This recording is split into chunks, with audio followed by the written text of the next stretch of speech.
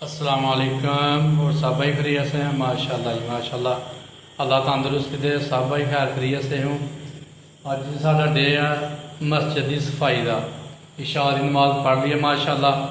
तो असीं हूँ जरा मस्जिद की काफ़ी सारी सफाई करने वाली है, क्योंकि जिस दिन की टैल लवाई दी है जिथे वुजू करी दा है साफ नहीं की। अज माशाल्लाह असीं टैल साफ करांगे ते बेहतरीन साफ करांगे इंशाल्लाह। देखो किन्नी क गंदी है जगह हुई दी। तो इंशाल्लाह हुण असीं थोड़ी देर बाद इसकी सफाई शुरू कर लगे हैं। फिर सफाई करके तुहानूं दस्सने कि इंशाल्लाह मस्जिद की सफाई हो गई है।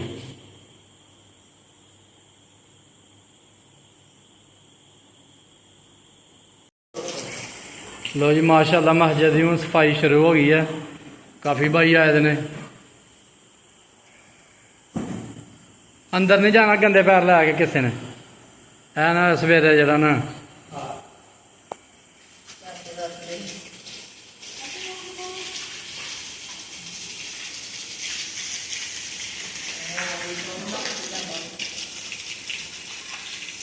चल सही है। हूँ बाथरूम आज थोड़ा थोड़ा सोटिया ना सारा खलोया नाल एक बारी मार के थले पूरी खैर हमने एक और बोतल यार तो अं दो लिया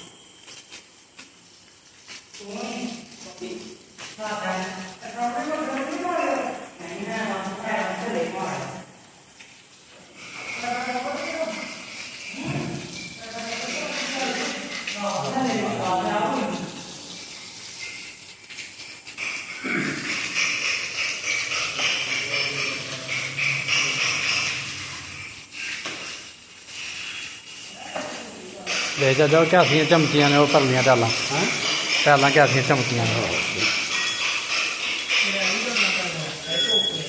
है नहीं झुकाउंदे इन्हां ने हत्थे मारने पानी आपे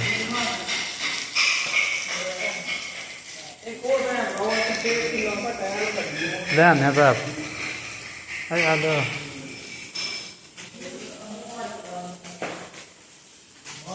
लो जी माशाल्लाह। कोई फर्श साफ कर रहा, कोई बाथरूम साफ कर रहा। दो जने बाथरूम साफ करते पे ने। छेती वे छेती एक हाफज लगे दा, एक याना साहब लगे दे 302 दे आदमी।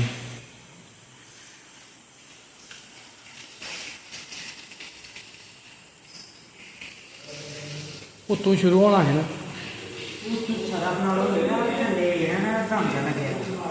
लत्था नहीं लथना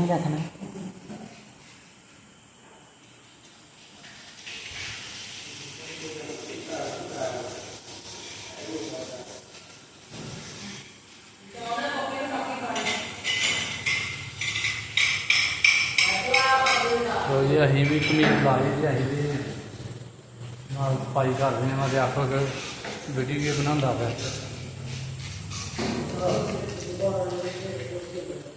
लो जी थोड़ी सफाई कर ली है तो फिर इंशाल्लाह जरा ना साफ सुथरा माहौल बहाने तो मस्जिद का इंशाल्लाह।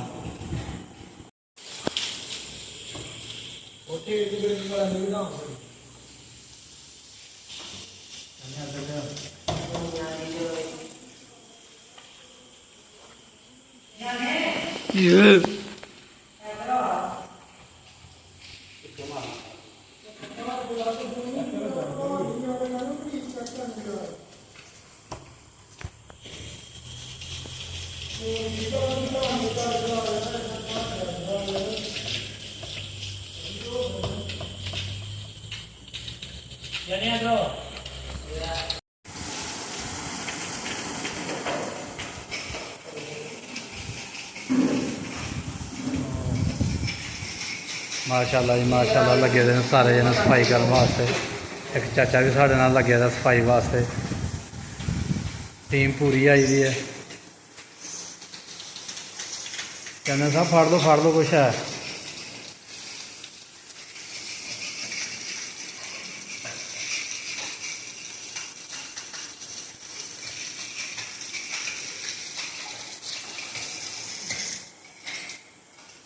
दरवाजे ने भी लिया के मार सरफ वाली।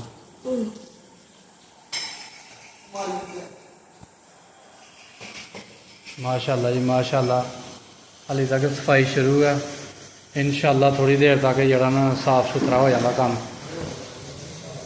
सारे बड़ी मेहनत करते पे ने। टाइम भी काफ़ी सारा हो गया, तकरीबन 11 पौने 11 का टाइम हो गया।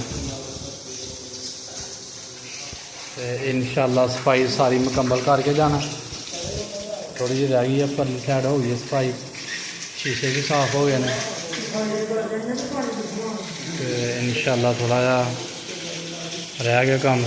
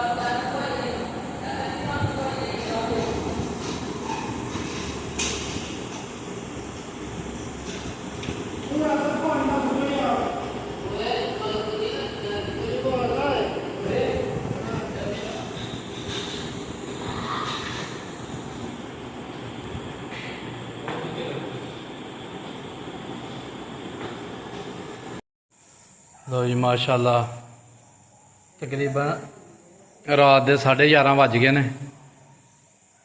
तो अलहमदुलिल्लाह मस्जिद सारी असी साफ कर दी है। बाहरली साइड तो शीशे देख लो कैसे चमकते पे ने। सारा कुछ हर शय माशाल्लाह चमकती भी है। अगों किसी की मर्जी है, कोई आखे सफाई हुई है नहीं हुई। असी अलहमदुलिल्लाह पूरी मेहनत की है। काफ़ी भाई सन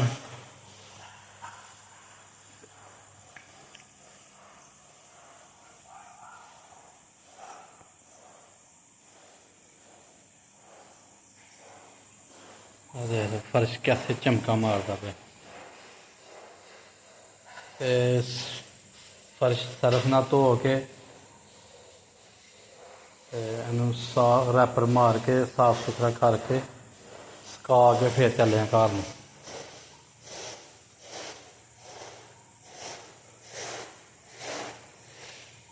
माशाल्लाह देखो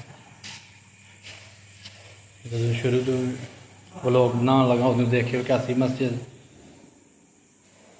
हूँ देख लो कैसी साफ सुथरी है ना, हर शय चमकती भी है। हालांकि इतने लाइट घट है, फिर भी माशाल्लाह पूरी मेहनत करके मस्जिद साफ की है जी। छोटे छोटे बच्चे आए थे हैं।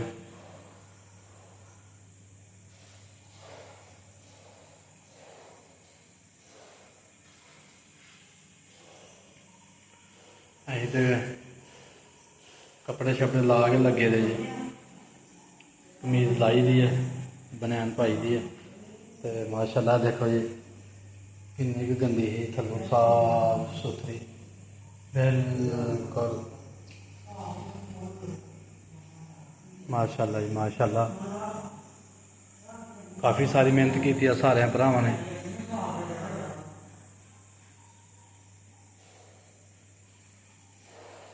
बिल्कुल इंशाल्लाह 10-15 दिन बाद ਮਾੜੀ ਮਾੜੀ ਸਫਾਈ ਹੋਏਗੀ ਹੁਣ ਤੇ ਬਿਲਕੁਲ ਸਾਫ ਸੁਥਰਾ ਮਾਹੌਲ ਹੋ ਜਾ ਕਰੇਗਾ। ਜਾਨਾ ਵੀ ਆਇਆ ਤਾਂ ਸਾਡੀ ਵੀਡੀਓ ਲਾਈਕ ਕਰੋ, ਸ਼ੇਅਰ ਕਰੋ, ਸਬਸਕ੍ਰਾਈਬ ਕਰੋ। ਅੱਲਾ ਹਾਫਿਜ਼।